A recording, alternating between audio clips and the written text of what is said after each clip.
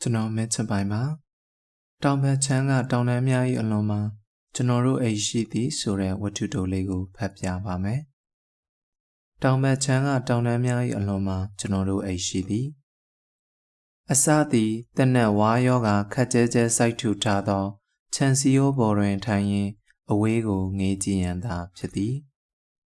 ခြံစည်းရိုးမှာမြေကာမတ်တာများသာဖြစ်သည်ဟုဆိုနိုင်၏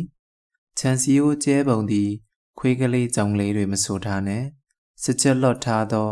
မြင်းတို့နွားတို့ပင်အလွယ်တကူဝင်ရောက်နိုင်ပုံပါ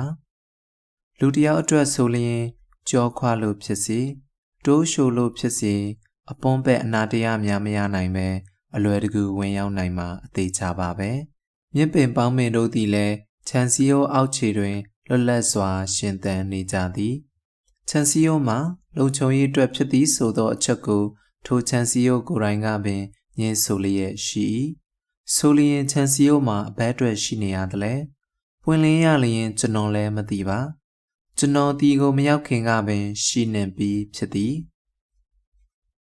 ခြံဝင်းအတွင်းတွင်ကျွန်တော်တို့နေထိုင်ပြီးအလုပ်လုပ်ရသောဆောက်အုံ၃ခုရှိပြီးအဆောက်အုံများ၏ရှေ့တွင်ကျစ်လက်သိပ်သေးသောမြေနီကွက်လက်လေးတစ်ခုရှိ၏ထိုမြေကွက်လက်လေးသည်နေသာပြီးခြောက်သွေ့သောနေများတွင်ချောမွေ့သောမြေပြင်လေးဖြစ်၍မိုးရွာပြီးစိုးစော့သောနေများတွင်လမ်းပင်အလွယ်တကူလျှောက်လို့မရတော့သောပွင့်ပြင်လေးအဖြစ်ပြောင်းလဲသွားတတ်သည်ရာသီဥတုကိုလိုက်ပြီးပြောင်းလဲလေးရှိသောထိုမြေနီကွက်လက်လေးသည်ပင်ကျွန်တော်တို့အားလုံးအတွက်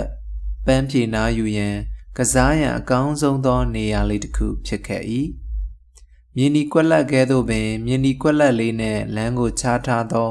ခြံစည်းရိုးမှလည်းကျွန်တော်တို့၏အနားယူရာနေရာတစ်ခုဖြစ်လာခဲ့သည်မြားတစ်ချက်ရတစ်ချက်ဖြင့်အင်တာနက်လိုင်းမြရန်ခက်ခဲသောဝင်းတစ်ခုလုံးတွင်ခြံစည်းရိုးနေရာသည်အင်တာနက်လိုင်းဆွဲအားအကောင်းဆုံးနေရာဖြစ်သောကြောင့်ပါကျွန်တော်တို့အားလန့်သည့်ချိန်များတွင်ခြံစည်းရိုးရှိခုံတွင်ချထိုင်ပြီးဖုန်းကိုစီဖြင့်အလုပ်ရှုပ်နေသူများဂိမ်းဆော့နေသူများကိုတွေ့နိုင်တဲ့ကဲ့သို့တချို့ကခြံစည်းရိုးကိုမိပြီးမတ်တက်ရက်သူကရက်တချို့ကခြံစည်းရိုးဘေးရှင်သန်နေကြသည့်မြင့်ပင်ပေါင်းပင်တွေပေါ်ပုတ်ပုတ်ကလေးထိုင်သူကထိုင်ဖြစ်ဖုန်းသုံးနေကြသူများကိုလည်းတွေ့ရပါလိမ့်မည်ကျွန်တော်ကိုခြံစည်းရိုးပေါ်တက်ထိုင်ဖြစ်စေရန်ဘယ်အတွေးများကဆေးဆော်ခက်တယ်လဲမသိပါကျွန်တော်ကိုအာယုံစိုက်မိသည့်အချိန်မှာကျွန်တော်သည်ခြံစည်းရိုးပေါ်နေသားတကြအဆင်ပြေပြေထိုင်နေပြီခြံစည်းရိုးသည်အလုံအလောက်ခိုင်ခန့်ပုံမပေါက်သောကြောင့်တခြားသူများအနေဖြင့်ဘာတွေဆန်းထွင်ပြန်ပြီလဲပြုံးကြမှဖြစ်မိုင်ယူရဲ့ဆန္ဒလားကလေးဆန္ဒလားစသဖြင့်တွေးကောင်းတွေးနိုင်ပါလိမ့်မည်ကလေးဆန္ဒလားဟူသောစကားလုံးကကျွန်တော်၏အတွေးများကိုကျွန်တော်ငယ်ဘဝပုံရိပ်တချို့စီခေါ်ဆောင်သွား၏ကျွန်တော်ငယ်ငယ်ကခြံစည်းရိုးပေါ်ခွာထိုင်ပြီးတစုံတစ်ယောက်ကိုမျောနေတတ်သည့်အလေးကျင့်တစ်ခုရှိခဲ့ဖူးသည်ကိုပြန်တွေးမိစေသည်တခါတလေကျွန်တော်မေညနေဈေးမှပြန်လာမှာကိုခြံစည်းရိုးပေါ်ထိုင်ပြီးကျွန်တော်စောင့်မျှော်နေတတ်သလိုတခါဖေခီးမှပြန်လာမှာကိုသို့မဟုတ်အဖိုးအလုံးမှပြန်လာသည်ကိုကျွန်တော်စောင့်မျှော်နေလေရှိသည်မရဆိုလျင်၆တွေ့ပြီးကြည်လင်သောရာသီဥတုရှိသည့်ညနေခင်းများ၌ကျွန်တော်ထိုကဲ့သို့စောင့်မျှော်နေတတ်သည်အချိန်အားဖြင့်ဝေးကွာသွားပြီဖြစ်သလိုရော့ပါးစားပြုနေပြီဖြစ်သည့်မညံထမ်းမှထိုအလေးကျင့်တစ်ခုကပင်ကျွန်တော်ကိုခြံစည်းရိုးပေါ်တက်ထိုင်ရန်ဖြစ်စေခဲ့သလားဟုစဉ်းစားမိ၏ဒီနေရာကိုရောက်လာသည်မှာလှနှဲငယ်ကြပြီဖြစ်တော်လဲခြံစည်းရိုးရှိမြင်ကွင်းကိုကျွန်တော်ခက်ကြကြမငေးကြည့်ဘူးပါတောင်တန်းအထက်ထက်ကိုကြော်ပြီးဝင်သွားသောနေကိုမကြာခဏဆိုသလိုစောက်ကြည့်ဖူးသည်စိတ်လိုလက်ရရှိသောမနှက်ခင်းများမှလည်းနေထွက်ခြင်းတို့ကိုစောက်ကြည့်ဖူးပါသည်ဒီနေရာ၏ရှေ့ဘက်ကိုမြင့်မားသောတောင်တန်းကြီးများကကာယံထားသောကြောင့်နေကိုနောက်ကျမှမြင်ရလေရှိသလိုမနှက်ခင်းများသည်တိမ်မြူတွေအုပ်ဆိုင်နေလေရှိသည့်အတွက်မနှက်ခင်းနေကိုမြင်ရခဲသည်ဟုဆိုနိုင်၏ကြည်လင်သောမနှက်ခင်းများမှဆိုတောင်တွေကြားကလှပပထွက်လာသည့်နေကိုစောက်ပြီးတမိတ်တမောငေးကြည့်ရသည်မှာနှွေးထွေးလာသည်ကျွန်တော်ဤဝက်ဘက်ပါးပြင်ဘေးကိုပုတ်တက်ပြီးတွဲတန်းနှိမ့်ဆင်းသွားသလားဟုထင်မှန်းရလောက်အောင်အရှိဘက်တောင်တန်းကြီးသည်နီးနီးကပ်ကပ်တည်ရှိနေသည်တောင်တန်းကြီးသည်တဖြည်းဖြည်းနှိမ့်ဆင်းသွားပြီးနောက်ဘက်ကနေတွဲတန်းပြီးပြေရောဆင်းလာသည်တောင်စင်တန်းနှင့်တွေ့ဆုံက ဗီပုံတရံတောင်ကြားလေးတစ်ခုအဖြစ်ဆုံးသက်သွား၏ဗီပုံတရံတောင်ကြားလေးသည်ကျွန်တော်၏မြင်ကွင်းရှိတတဲ့တွင်ရှိနေသည်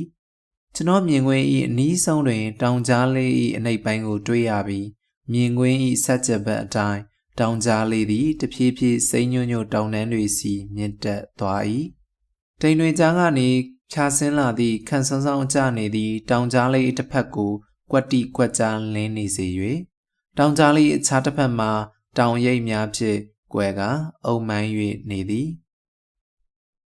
တောင်တန်းထက်ထက်ရှိသောဒီနေရာသည်တိမ်တို့လည်းအထက်ထက်ပါပဲတောင်တို့သည်တိမ်တို့နှင့်မကင်းကွာနိုင်တိမ်တို့စီမှစီးနှင်းမိုးစားသဖြင့်ရွာကျလာသည့်ရေများကို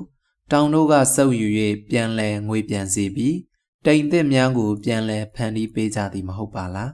ပင်လယ်ရေမျက်နှာပြင်ထက်မြစ်ပေ9000ကျော်ရှိသည့်ဒီတောင်ပေါ်ဒေသတွင်နေအောင်ချီသည်ပိုတောက်ပသည်ဟုထင်ရတော့လဲတိမ်ထူသောကြောင့်နေအောင်ချီကိုကွက်တိကွက်ကြားသာရလိရှိသည်အခုလဲကြည့်လေဗီပုံတရံတောင်ကြားလေးတစ်ဖြည်းဖြည်းမြင့်တက်သွားသောတောင်တန်း၏တောင်ထိပ်များပေါ်တွင်တိမ်လိပ်များသည်ကျွန်တော်မြင်ခွင့်အပြည့်တန်းတည်းသွက်တန်းကရှိနေသည်ပုံစံမှာဆက်ပွဲ၏ကလာကအလိုက်ကြီးတင်းကြီးတညာဒီခောက်တင်ချိတ်ဆွဲထားသလိုပါပဲနောက်ရကတိမ်များနဲ့အောက်ဘက်ကတောင်များပေါ်ကျနေသည့်ညနေခင်းနေရောင်၏ရောင်ပြန်မှုကထိုတိမ်လိပ်များစီဟပ်နေပြီးသူတို့ကိုပိုပြီးတောက်ပနေစေသည်မြင်ကွင်းအတွင်းထူးခြားသည့်ကအယောင်များဟုဆိုနိုင်၏မြင်ကွင်း၏နီးချင်းဝေးချင်းအချိုးစားမတူညီသည့်ရေငွေးများ၏သိပ်သီးစားနှင့်နေရောင်ကိုကွယ်လိုက်ပေါ်လိုက်ဖြင့်မျောနေသောတိမ်များ၏ကစားကွက်တို့ကတောင်တန်းကြီးများကိုမတူညီသည့်အယောင်များဖြင့်ချဲသားပေးထားသည်တိမ်လိပ်များသည်တောက်ပနေတော်လဲသူတို့အောက်သွက်တန်းနေသည့်တောင်တန်းသည်ညှို့မောင်ကနေသည်ညှို့မောင်နေသောတောင်တန်း၏အနောက်မှာသူတို့ထက်နှိပ်သည့်တောင်တချို့သည်နေရောင်ကြောင့်ကွက်တိကွက်ကြားစိမ့်ဆိုတောက်ပနေပြန်၏နေရောင်ကွက်တိကွက်ကြားဖြာကျနေသောတောင်စင်တန်းများ၏အနောက်မှာမိုင်းပြပြတောင်တန်းများကိုတွေ့ရသည်ထိုမိုင်းပြပြတောင်တန်းများ၏အနောက်မှာရေငွေးတို့ကြောင့်မထင်မရှားမြင်ရသည့်တောင်တန်းများသည်မဆုံးနိုင်ထက်ရှိနေသေးသည်ထိုမဆုံးနိုင်သည့်တောင်တန်းများ၏အနောက်မှာဗာများရှိမလဲမြို့များရွာများရှိမှအသေးချပါဘယ်မျိုးဘယ်ရွာများရှိနေမလဲဟုစဉ်းစားရင်းနေထွက်သည့်တောင်ရှိသောဘက်ကိုမတိမတာလေးလဲကညာလက်နဲ့ဘက်လက်ကိုသေချာအောင်ခွဲခြားလိုက်ပြီးရက်လေးမျက်နှာကိုတွက်ချက်မိသည်ကျွန်တော်မြင်ကွင်းတက်တက်ရှိမဆုံးနိုင်သောတောင်တန်းများရှိသည့်အရက်သည်တောင်ရန်ဟုသိလိုက်သည်ရှမ်းကုန်းမြင့်တောင်တန်းများ၏မြောက်ပိုင်းတနေရာမှာရောက်နေသည့်ကျွန်တော်၏တောင်ဘက်ခြမ်းသည်နိုင်ငံ၏တောင်ဘက်ခြမ်းလည်းဖြစ်သည်ထို့သို့ဆိုလျင်ကျွန်တော်ငေးမြော်ကြည့်နေသောတောင်တန်းများ၏အလွန်တနေရာမှာကျွန်တော်တို့အိမ်ရှိမည်အိမ်ရှိရအရက်ဆိုသည့်အတွေ့ကအိမ်ကိုပြန်ချင်သည်ဆိုသည့်ခံစားမှုတစ်ခုကိုရသွားစေသည်ငါတို့အိမ်ကိုပြန်ရောက်ရင်တော့ပန်းမင်တွေများကြီးစိုက်မှာပြားလဲမွေးချင်တယ်မှုံလဲစိုက်ချင်တယ်ဒါကြီးပြင်းတော့ငါတို့ရွာကိုလာလဲကြနော်ကန်းချီလဲရှိတယ်သိလားဟု